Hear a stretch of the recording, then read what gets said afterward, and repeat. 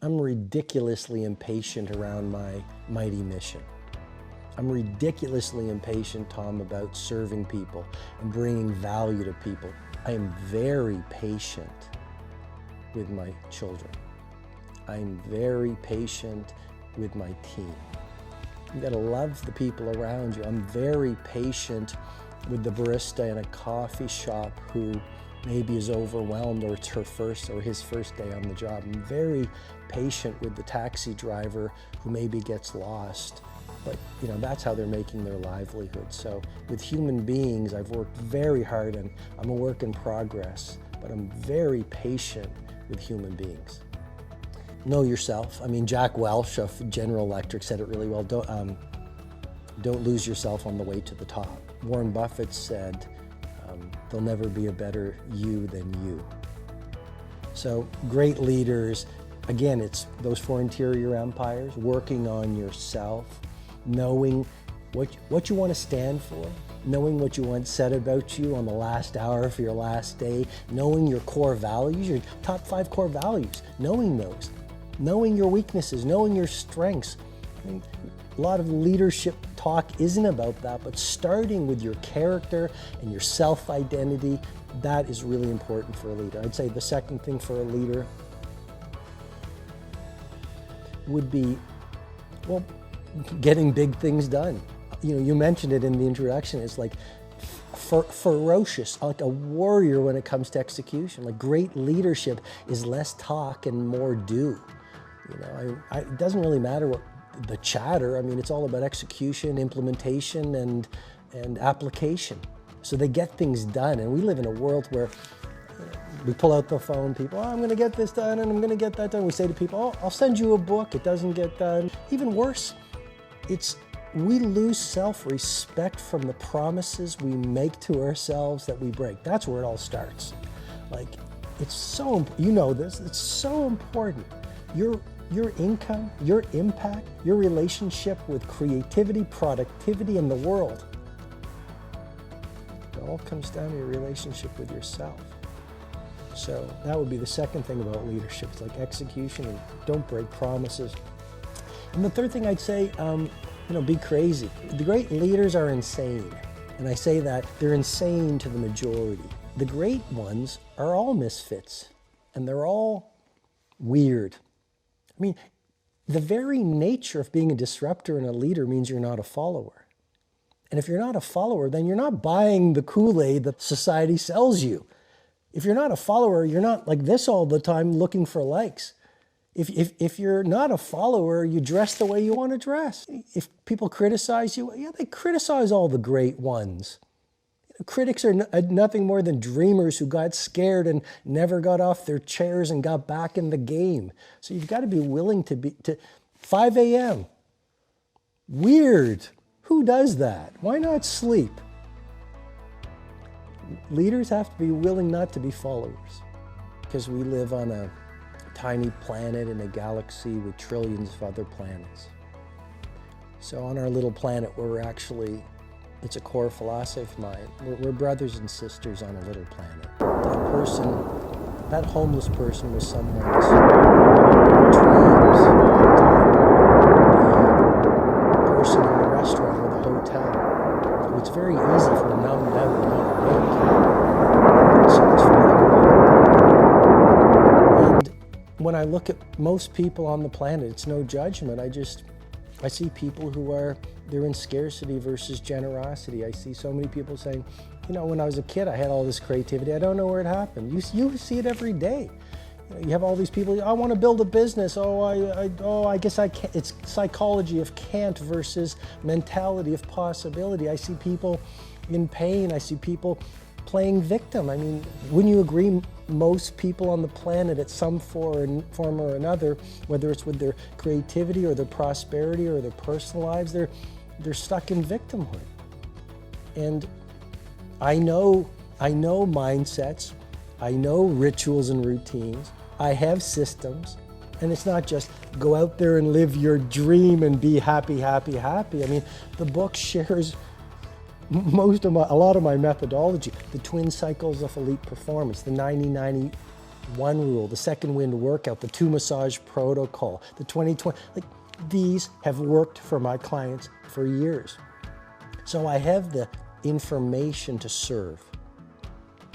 You have the information to serve. How can we see people stuck when they have such glory and nobility and decency inside of them? How can we allow that to happen? We have a responsibility. We all have a responsibility. You said that everybody should have core values. What are some of your most deeply cherished core values? Service above self. In other words, contribution, impact, service. Number 2, family. I mean, if I could be a tenth of the human being my 2 children are, I'd be amazing. Family, you know. I've worked very hard, but I've really worked hard on my family too. Even trying to be a great son, you know, great brother, all those things. Because we all know, to get to the last day of your life and say, I made a lot of money and I got a lot of likes and I sold a lot of books and I impacted a lot of people, and your own family never got to know you, that's heartbreak. Third value, I'm an aesthete, the French word, lover of beauty. You know, that's why I love Los Angeles. Like, we were coming over here and it's like, there's flowers, you know, it's whatever time of the year, there's flowers everywhere, you know. So I love beauty in art and food and people and sunsets, and that's why I love Rome so much. Now, that fourth value would be vitality. You know, I really do believe that one of the keys to legendary is longevity.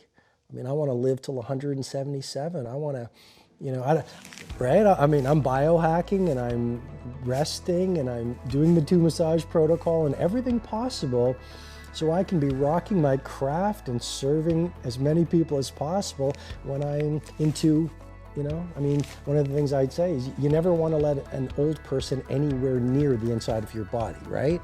Because, and we could get into epigenetics and the fact that we have a chronological age and a biological age, but vitality is important. And then I think the final core value is lifestyle. You know, we can serve the world, and that's very important, I know, to both of us.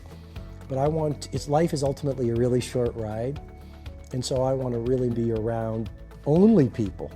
I mean, I am focused. I only want people in my orbit that bring me joy or fuel my joy. I only want to do the pursuits in my business and career and life that bring me joy. And I only go to places where I feel joy.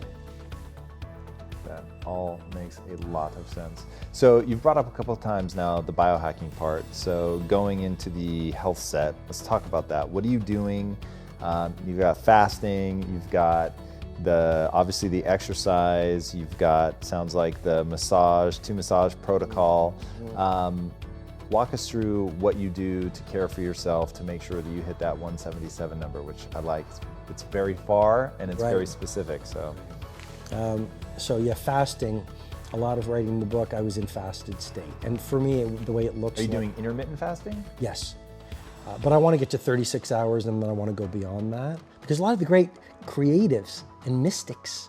So for me, it's my last meal might be at 9 o'clock, but I won't eat until 4 o'clock, let's say the next day. When I was writing, a lot of the book was written in Rome. I would get up and have 2 cups of coffee because coffee is a health drink, awesome antioxidant, magnificent cognitive enhancer. And plus, I'm in Italy, you know, drink coffee. And then I just, you know, I'm at a hotel that allowed me to have a tight bubble of total focus, so 0 distraction.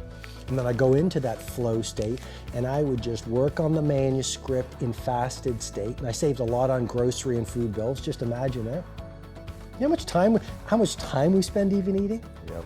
And I'd actually, and then it would be like 3 or 4 o'clock. I'd be in flow. I didn't even know where the time went. And then I'd ask, you know, I'd call the hotel front desk, can you clean my room? I'd go out to the streets and I'd reground and have something to eat. So basically it would be at least 18 hours without food, and then I'd have the window of eating where I'd, you know, eat healthily. I'm on a Mediterranean ketogenic diet, and that's how I do the fasting and nutrition. I know by my energy level and by my mental focus when I'm in ketosis. Rest like I said, there's a whole chapter in the book on the essentialness of sleep. And the key piece is this. A lot of business builders, a lot of creative performers, a lot of athletes think that it's work harder to achieve more. Well, that's been debunked by science.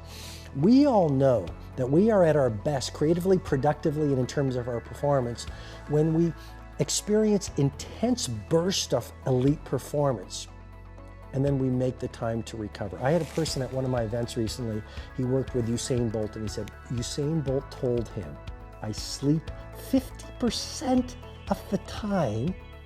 Wow. To allow the training to take effect. So I run these cycles of intense creativity and productivity, and I've learned to really rest. I take naps. I've done it since I was 18. And recovery is very important in terms of meditation, visualization, or whatever. All right, I could keep going with you, but we have to get you out of here. So before I ask my last question though, tell these guys where they can find you online. Sure. Well, anyone who's interested in the 5 a.m. Club book, it's in the bookstores, Amazon, it's on Audible. Anyone who also can't find it, it's at the5amclub.com. And I think it's important to say a lot of books, they don't have a support system. And I really wanted to serve people and really help. So at the end of the book, there's actually a 66-day, because that's the amount of time according to the University College of London to install a new habit. There's a 66-day online digital course for free where I mentor people via videos to lock in the 5 a.m. Club habit. And it's also important, very important to me, because the royalties from the book, a percentage goes to helping me fight leprosy. Wow. Yeah, a lot of people don't know about leprosy, and I'm ferociously committed to helping reduce it as well. And then I'm on Instagram at robinsharma.com, YouTube, robinsharma.com, yeah. So. Perfect. All right, cool. My last question. Yeah. What's the impact that you want to have on the world? I want to remind people of who they truly are. And when they see Nelson Mandela or Oprah Winfrey, they say, they did it. But legendary is simply a testimony to ordinary people who thought differently, felt differently, and did different things, and thereby became who they were. And if they can do it, I can do it if I go all in. I want to get that message out even more.